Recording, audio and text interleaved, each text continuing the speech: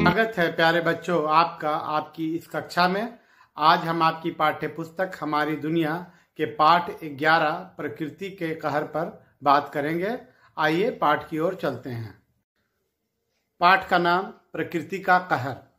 आप नाम से ही समझ रहे हैं कि प्रकृति यानी कि नेचुरल, ऐसा जिस पर मनुष्य का कोई जोर ना हो, और कहर जो है वो तो अपने आप में बहुत बड़ी विपदा है। ऐसी विपदा जिसमें जान माल की बहुत क्षति हो और इंसान बहुत मजबूर हो जाए, ऐसी जो विपदाएं होती हैं उसको कहर कहते हैं। तो प्रकृति का कहर का मतलब यह है कि ऐसी कोई विपदा, ऐसा कोई कहर जिसमें प्राकृतिक रूप से कुछ होता है, जिसमें मनुष्य का कोई जोर नहीं है और उसमें बहुत नुकसान होता है, ऐसी विपदाओं को प्रकृति का कहर कहते हैं। इस पाठ में सत्यम नाम के एक बच्चे की बात है जो अपने चाचा चाची के साथ खेत की तरफ घूमने गया है और अचानक से मौसम बदल जाता है और तेज बारिश के साथ साथ ठनका यानी कि बिजली चमकने लगता है और उसको आवाज़ में कड़कड़ाहट होती है बिजली की, तो वो डर जाता है। और उसके डरने की वजह यह है कि वो बराबर ऐसी बिजलियों के बारे में, आसमानी बिजली गिरने के बारे में समाचार पत्रों में पढ़ता रहता है, सुनता रहता है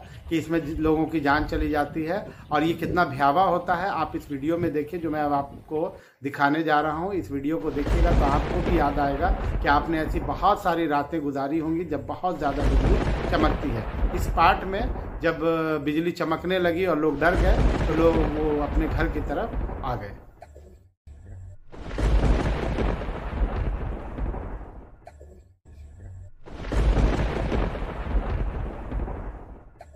तो मौसम खराब हो गया तो तब लोग घर चले आए। घर आने पे सत्यम को चाचा जी ने उसके बताया कि 1 वर्ष पहले हेसला बेड़ा मध्य विद्यालय में वज्रपात की घटना घटी थी। वहाँ आसमानी बिजली गिरी और काफ़ी वहाँ अफरा तफरी मच गई। तो इनको जब मोबाइल पर पता चला तो ये वहाँ जब पहुँचे तो उन्होंने वहाँ का जो नज़ारा देखा वो एकदम दर्दनाक था। सभी बच्चे रो रहे थे, चिल्ला रहे थे और मदद भी वहाँ पर नहीं पहुँच पाई थी जल्दी, इसलिए कि गांव में कोई अच्छा हॉस्पिटल नहीं था। फिर भी लोगों ने किसी तरह से एक दूसरे को मदद पहुँचाई और फिर 2 घंटे बाद सभी बच्चों को हॉस्पिटल तक पहुँचाया जा सका। उसके बाद जो है वहाँ पे ऐसा लगा मानो एक तमाशा जैसा है। दूर दूर से लोग आ रहे थे देखने के लिए कि क्या घटना घटी है, और उसमें जिम्मेदार लोग भी आ रहे थे और आम नागरिक भी आ रहे थे। जो लोग इस पर कुछ निर्णय ले सकते थे वो लोग भी आ रहे थे। तो ये स्थिति वहाँ बन गई थी जैसे लगता था मानो कोई तमाशा हो रहा है। तो फिर सरकार ने अपने स्तर से वहाँ जो है व्यवस्था करवाई और उसके बाद गांव के लोगों ने मिल करके उस स्कूल को फिर से बनाया, क्योंकि वज्रपात से वो विद्यालय भी टूट गया था। तो इसको बनाने के बाद जो है वहाँ पर फिर से पहले जैसी चहल पहल हो गई, बच्चे आने जाने लगे और पढ़ाई भी सामान्य हो गई। तो उसके बाद एक निर्णय सरकार ने लिया कि सभी विद्यालयों में तड़ित चालक लगाया जाएगा, क्योंकि इस तरह की जो आसमानी बिजली है वो कभी भी कहीं भी गिर सकती है। आप विद्यालय में पढ़ाई हो रही है, अचानक अगर बरसात हो गई और उसके बाद बिजली गिरती है, जिसको कई बार लोग कहते हैं ठनका गिरना भी कहते हैं, आसमानी बिजली कहते हैं, वज्रपात कहते हैं, तो उससे नुकसान को बचाने के लिए सभी विद्यालयों में तड़ित चालक लगाया गया। आपके भी विद्यालयों में होगा। तो इस तड़ित चालक को लगाने से क्या होता है कि जो बिजली जब कड़कती है तो वो उस तड़ित चालक के ऊपर में गिरती है और वो तड़ित चालक के साथ जो तार लगा रहता है वो उसको सीधे भूमि के अंदर उसके करंट को पहुंचा देता है। उसके अंदर जो करंट होता है उसको वहाँ ज़मीन में पहुंचा देता है, तो उससे नुकसान नहीं होता। तो इस पाठ में जो है इस बारे में बताया गया आपको कि तड़ित चालक का उपयोग भी क्यों किया जाता है और तड़ित चालक लगाने के क्या फ़ायदे हैं। फिर आगे बढ़ते हैं और हम लोग समाचार पत्रों पर चलते हैं, इसलिए कि इस तरह की जब घटना होती है तो हम लोगों के आसपास तो नहीं घटी अगर मान लीजिए, तो फिर भी हमको पता चलता है। तो ऐसी घटनाओं को समाचार पत्रों में भी छापा जाता है और उसको छापने का जो उद्देश्य है वो ये है कि उसकी जानकारी सबको मिले और लोग एहतियात बरतें, लोग जानकारी रखें कि इससे कितना नुकसान हो सकता है। यानी कुछ ही एक आदमी के साथ जो दुर्घटना घटी है वो दूसरों के साथ ना घटे, इसलिए इसको समाचार पत्र में भी छापा जाता है। तो आपके स्क्रीन पे जो अभी न्यूज़ दिख रही है वो एक समाचार पत्र की न्यूज़ है, और समाचार पत्र में इस प्रकार की न्यूज़ अक्सर आती है, इस तरह के समाचार आते हैं, आप उसको पढ़िएगा तब आपको पता चलेगा। जैसे इसमें देखिए न्यूज़ में लिखा हुआ है कि 4 मई 2015 नामकुम, आज शाम हुई तेज बारिश और ब्रजपात में नामकुम प्रखंड के राजा उलातू के निकट पोस्ता बेड़ा और हेसा बेड़ा के लोगों पर कहर बनकर टूटी। बारिश के साथ हुई ब्रजपात ने गांव के 13 बच्चों को अपनी चपेट में ले लिया। ब्रजपात की इस घटना में 2 बच्चों की मृत्यु हो जाने की खबर है। ग्रामीणों ने बताया कि दोनों गांव के बीच अवस्थित मैदान में बच्चे क्रिकेट मैच खेल रहे थे। इसी दौरान शाम करीब 6 बजे ब्रजपात हुआ और पोस्ता बोड़ा के इसाक, हेमरोम, मसीह प्रकाश टूटी, लुकस टूटी और सुभाष टूटी सहित पोस्ता बेड़ा के 7 बच्चे गंभीर रूप से घायल हो गए। सुदूर क्षेत्र होने के कारण घायलों को अस्पताल ले जाने में काफी देर हुई, जिससे इसाक हेमरम की मृत्यु हो गई। हेसा बेड़ा के घायलों को समाचार लिखे जाने तक अस्पताल नहीं पहुंचाया जा सका था। क्षेत्र में घटी इस हृदय विदारक घटना पर स्थानीय विधायक ने शोक प्रकट करते हुए प्रशासन से घायलों को उचित चिकित्सा उपलब्ध कराने और मुआवजा देने की मांग की है। तो इस प्रकार के समाचार जो है वो समाचार पत्रों में छपते हैं, जिससे सभी राज्य के लोगों को पता चलता है कि वहाँ ऐसी कोई घटना घट गई है और वहाँ इस तरह का नुकसान हुआ है। हमें आसमानी बिजली से बचने के उपाय पर ध्यान देना होगा। आपके स्क्रीन पे जो मैं अभी दिखा रहा हूं, आप उसको ध्यान से जब पढ़ेंगे, जो आपके पुस्तक के पेज नंबर 57 पे दिया हुआ है, उसमें स्पष्ट लिखा हुआ है कि बिजली की चमक और गड़गड़ाहट होने पर ऊंचे और एकल बड़े पेड़ों के नीचे ना जाए। ऐसे पेड़ के नीचे नहीं जाए जो बहुत लंबे हैं और अकेले हैं। अक्सर बिजली जो है वो नज़दीकी किसी ऊंची चीज़ को, यानी मान लीजिए वो पेड़ हो या टावर हो, वो पोल हो, उस पर गिरती है, और अगर आप उसके नीचे रहेंगे तो आप खतरे में रहेंगे, वहाँ पर खतरा अधिक है। कई बार लोग पेड़ के नीचे छुप जाते हैं वर्षा में, लेकिन इस बात का ध्यान रखना हो चाहिए कि ऐसे पेड़ों को, अकेले पेड़ों के पास, ऊंचे पेड़ों के नीचे नहीं रहना चाहिए। यदि जंगल में है तो बौने पेड़ या घनी झाड़ियों में छिप जाएं। एक साथ कई व्यक्ति ना रहें। इसके मतलब यह है कि अगर एक साथ कई व्यक्ति रहेंगे तो ज़्यादा लोगों को नुकसान होने की संभावना होती है, और अगर एक एक करके अलग अलग जगह खड़े हैं तो अगर ऐसी कोई घटना घटती भी है तो उससे जान माल का कम नुकसान होगा। गीले खेतों में काम करते वक्त सूखे स्थानों पर चले जाएं, जमीन पर ना लेटें, धातु से बने उपकरण से दूर रहें। गांव खेत की घेराबंदी धातु के तारों से ना करें। धातु का मतलब यह है कि धातु में जब करंट लगता है तो तेज दौड़ता है उसमें, इसलिए कि वो उसका मतलब सुचालक होता है। आगे की क्लास में आप जाएंगे तो आप पढ़ेंगे कि करंट जो है वो धातु की वस्तुओं में बहुत तेज गति से दौड़ता है।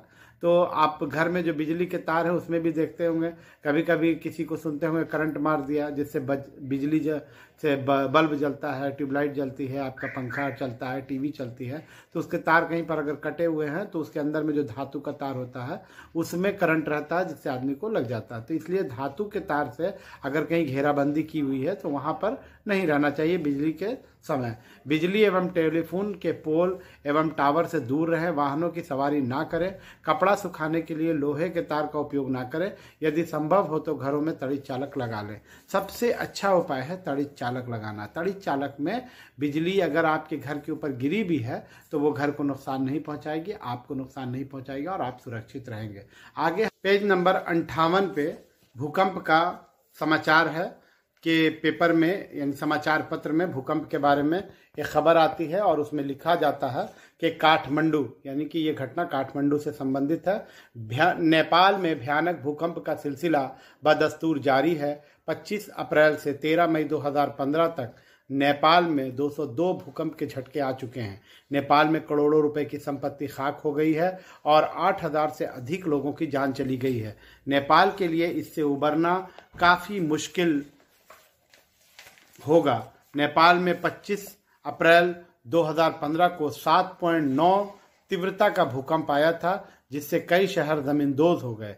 इस भूकंप में नेपाल में हजारों लोगों की जान चली गई। ये जो घटना आपको बताई जा रही है ये भूकंप की घटना है, और भूकंप भारत में भी बहुत आते हैं, और भूकंप ऐसे होते हैं कि उनके आने के बाद जो है ना पूरी धरती डोल जाती है, कंपन होता है और दीवारें पन से ही टूटने लगती हैं, छत गिर जाती है और बड़ी बड़ी इमारतें गिर जाती हैं। और इसको नापने का जो स्केल है, रिएक्टर स्केल, उस पर इसको नापा जाता है और इसकी तीव्रता जितनी ज़्यादा होती है, यानी जितना ज़्यादा तीव्रता का भूकंप आता है उतना ज़्यादा नुकसान होता है। अगर कम तीव्रता का भूकंप आया है तो उससे नुकसान जो है कम होगा, लेकिन ज़्यादा तीव्रता का अगर भूकंप आता है तो बहुत नुकसान होता है। जैसे आपके इस समाचार पत्र में है कि 7.9 तीव्रता का भूकंप आया, ये अपने आप में बहुत भयानक भूकंप होगा। और इसमें लिखा गया कि कई शहर ज़मींदोज़ हो गए।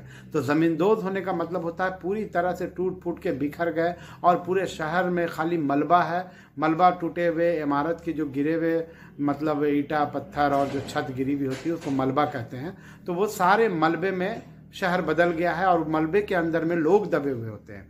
तो ऐसी घटनाएं हमारे साथ ना घटे, इसकी प्रार्थना करनी चाहिए और किसी भी मनुष्य जाति के को इस तरह की त्रासदी और इस तरह की घटना को ना झेलना पड़े। लेकिन सच्चाई ये है कि ये सब प्राकृतिक घटनाएं हैं और प्रकृति का कहर है और ये कभी ना कभी हम लोगों में किसी ना किसी को कभी ना कभी झेलना ही होगा।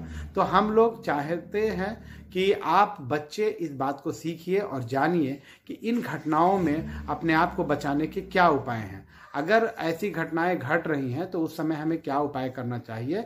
तो भूकंप जब आए तो कोशिश कीजिए कि जितना जल्दी हो सके खुले मैदान की तरफ चले जाए।